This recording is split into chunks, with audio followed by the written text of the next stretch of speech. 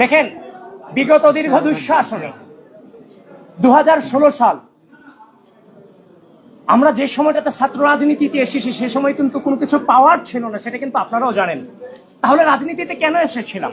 রাজনীতিতে এসেছিলাম আওয়ামী রাজনৈতিক অপসংস্কৃতিকে ঘৃণা করে, সেটার এগেনস্টে একটি সুষ্ঠু নতুন রাজনৈতিক বিনির্মাণের উদ্দেশ্যে আমরা টানা লড়াই সংগ্রাম করে গিয়েছি।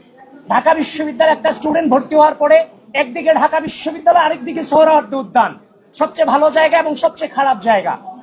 তো সুতরাং একটা স্টুডেন্টকে ঢাকা বিশ্ববিদ্যালয়ের পড়াশোনা, গবেষণা, রেজাল্ট, সহশিক্ষা, একজন শিক্ষার্থীকে পরিপূর্ণ ব্যক্তিত্ব সম্পন্ন এবং দেশপ্রেমিক হিসেবে গড়ে তোলাটাই ছাত্র রাজনীতির প্রধানতম কাজ।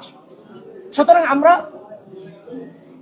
ঢাকা বিশ্ববিদ্যালয়ের শিক্ষার্থীদেরকে প্রপারলি মানব সম্পদে গড়ে তোলার জন্য যা যা প্রয়োজন নতুন বাংলাদেশের নতুন রাজনৈতিক সংস্কৃতিতে, সেটা নিয়ে আসার জন্য সর্বাত্মক চেষ্টা থাকবে।